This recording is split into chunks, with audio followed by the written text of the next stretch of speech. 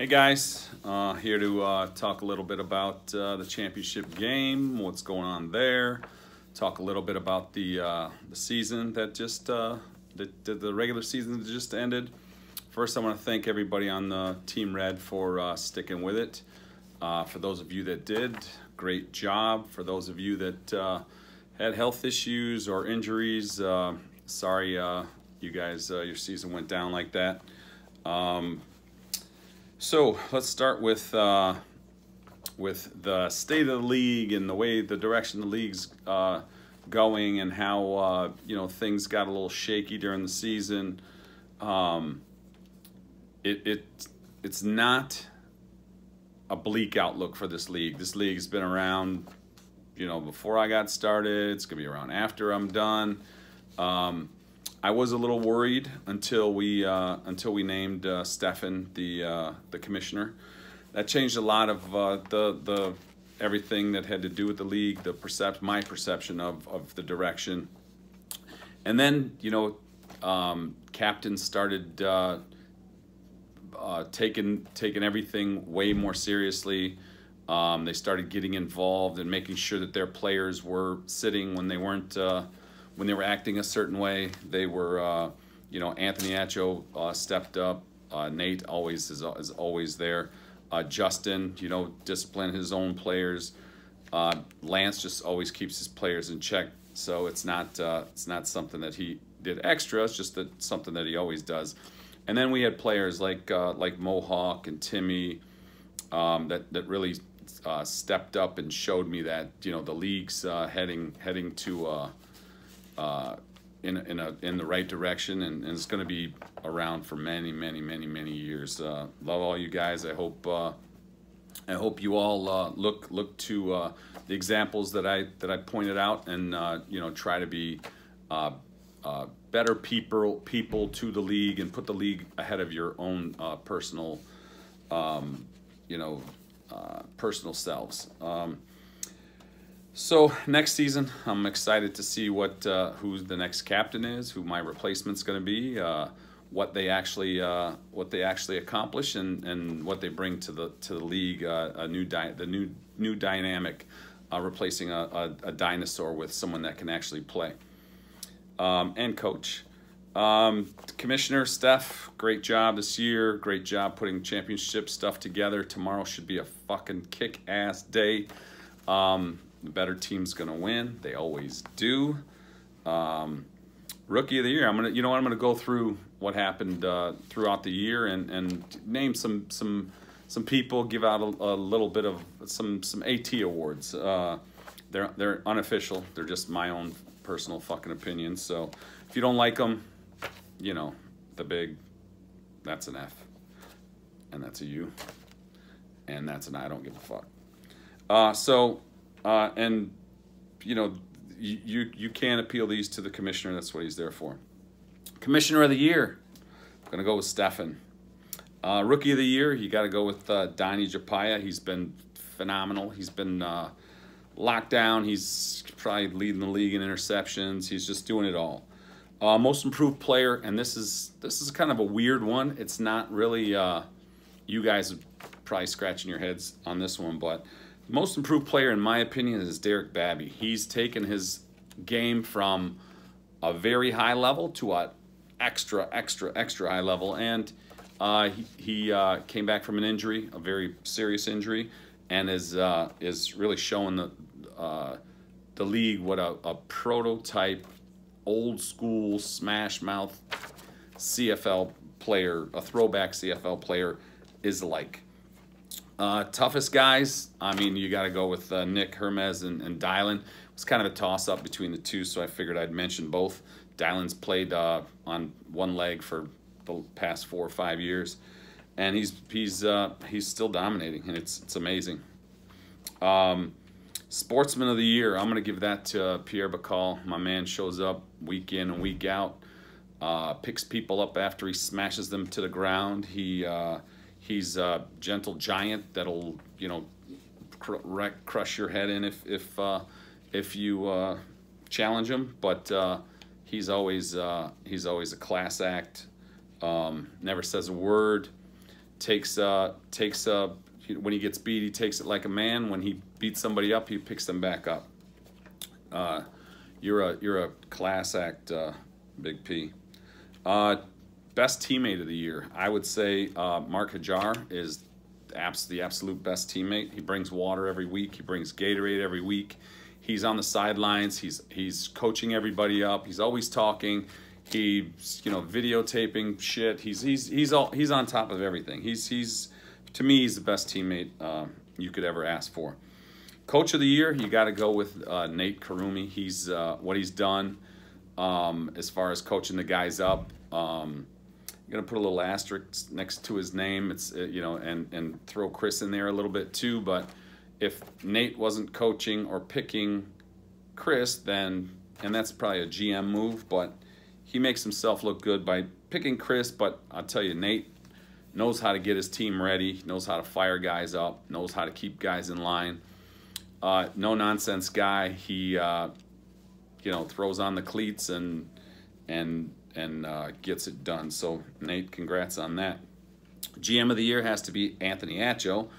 He's assembled probably one of the most athletic, lankiest, toughest teams ever to be assembled. So we got to give it to him. I'm gonna go through and kind of talk about my notes. I had notes on the top 2 at every position, and I did not bring those notes. I will add that in a separate video later. It just goes through and names my top 2 guys that I would pick to have as a center, I'm sorry, these are the top 2 players that played at their position this year. So I'll put that list in there later. I don't have that with me. Or do I? No, I don't. Okay, so the funniest player in the league, and some of you probably be scratching your heads about this one, but it's still Matt Shango, even though he didn't play this year. Matt Shango is the funniest motherfucker that ever has played in this league. He's going to be my funniest player of the league next year also, unless somebody shows him up somehow, some way, but I doubt it. Matt Shango, funniest motherfucker in the league to ever play. Most underrated, obviously everyone should know this, but it's Biggs. And since you don't know it, or if you do know it, maybe he's not the most underrated anymore. He fucked my award up. This was done the week before, and then he puts up 4 touchdowns. Crazy kid. He's just being him, just being a Naomi. Iron Man of the year, I'm going to go with Ray Khami. There every week, shows up every day, plays his ass off, plays any position you ask him to. He's just been a solid force that I had the honor of playing with this year, and honor of getting to know a little better on the field. And I respect him, and I appreciate everything that he did this year. Defensive Player of the Year, it's a fucking rookie. A rookie is the Defensive Player of the Year, and that's Donnie Japaya. Everybody's seen it. I don't have to go into it, but I just want to say, Donnie, the way you pull flags, the way you attack, the way you attack the ball, the way you put yourself in position, you are the Defensive Player of the Year. You're long, you're quick, you're fast, you're everything. Good job, Donnie. Offensive Player of the Year, it's Mike Sessi. Even though he only played 3/4 of the season, he's still the most reliable guy on a jump ball that you'll ever see in any league. Old Reliable, there's a Old Reliable award, and that goes to Nick Amori. He's Johnny on the spot. He's been awesome at everything that he's brought to the league. A little bit about now. We're gonna go off to the game. The game brings us white versus yellow. Nate versus Anthony Atcho. We have O-linemen. You got Dylan and Chris versus like Ouse and Jordan. You got the receiving cores. You got Derek. You got Timmy, you got Biggs versus Dylan, Danny, and Dom, and you got centers, Ricky, new center, versus another old reliable Ernest. And then you got the D line. You got Dylan and Cresto versus Jordan and Ouse again. You have linebackers. You got Nick and Chris versus Scotty and Danny. You got Nate. The corners, Nate and Derek versus Dom and Dylan. Then you got the safeties. You got Timmy versus AA, the Acho matchup, the grudge match. With the quarterbacks, I give Nate the advantage. He's just too much to handle. One reason why I give him the advantage is that you know, he's just so quick, so elusive. He buys himself so much time. He's got those soccer feet. You can't really slow the guy down, and he's been you know, dropping dimes. His receivers have helped him out, obviously keeping moving and staying busy, but I got to give him the nod. As far as the old linemen go, you got to go with Ouse and Jordan, just because of the dynamic that Jordan brings. It was close because you know, Dylan and Chris kind of do the same thing, but Jordan is up here and everybody else is around here somewhere. So I would give that nod to White. The receiving core, you just can't match the athleticism from Dylan, Dom, and Danny. They're all over the place. They come down with balls when you throw them to them, and the run after the catch is unreal. It was close. It was way closer than I thought it would be once I looked at the receiving cores. Timmy can go up and get it with anyone. He's been very reliable. He's been a big target. Biggs just gets open. He gets open and he catches the ball. Derek, run after the catch is amazing too, but I still give the advantage to White there with the receiving core. Center position, Ricky, like I said, he's new at this. He had a great breakout game last week. He's got linebackers guarding him. He's going to be a handful for linebackers. But I just have to give it to the nod to Ernest. Ernest, Johnny on the spot. He knows how to keep moving.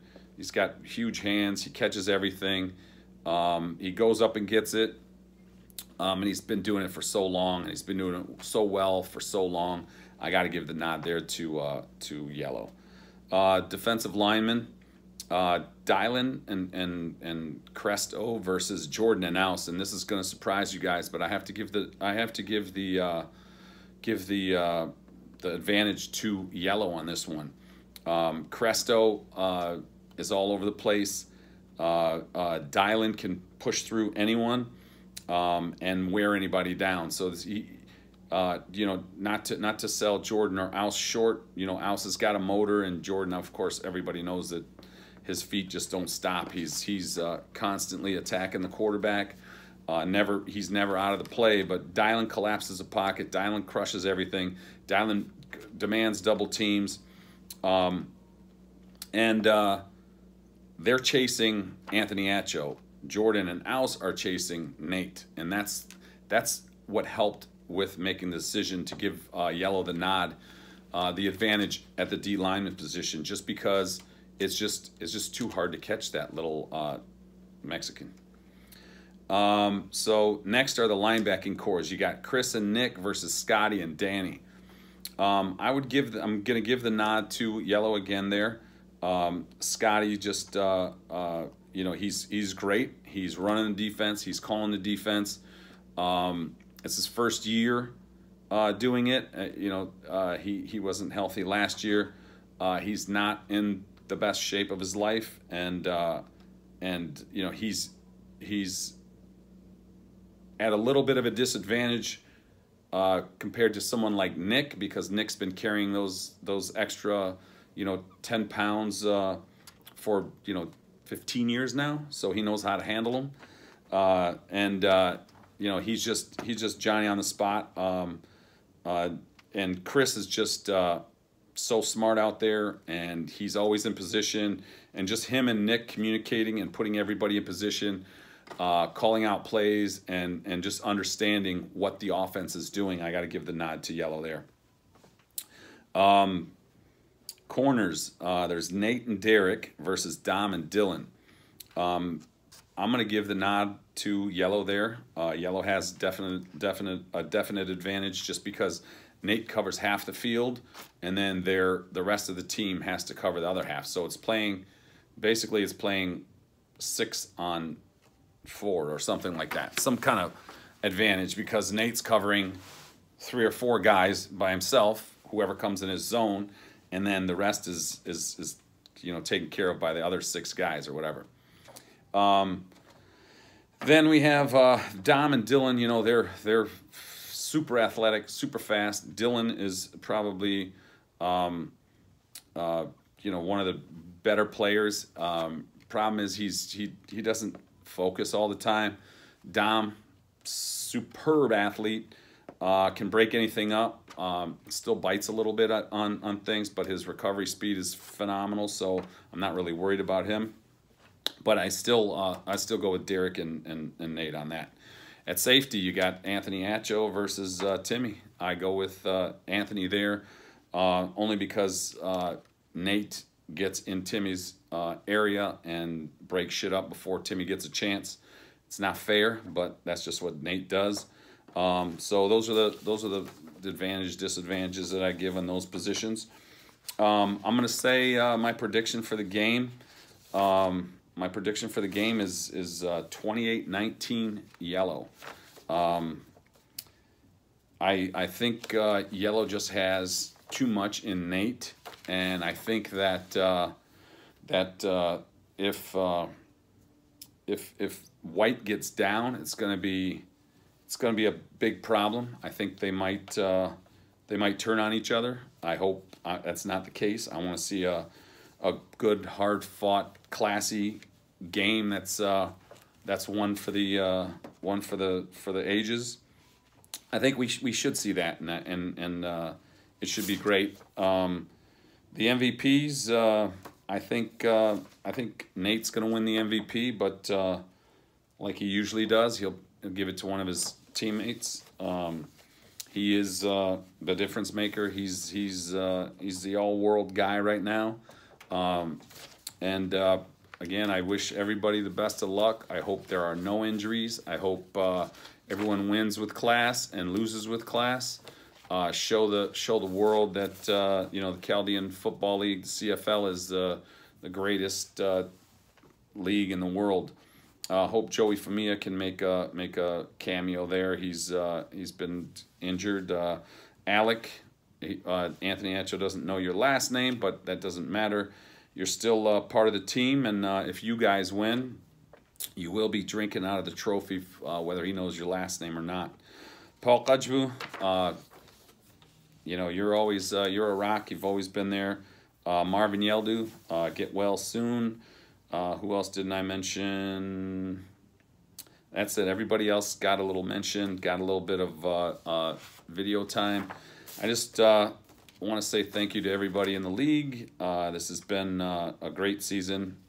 Not particularly for Red, but I think we brought a lot of new guys on. We learned a lot about a lot of people, and as always, CFL, greatest league in the world. I'll see you guys tomorrow, man. Bye.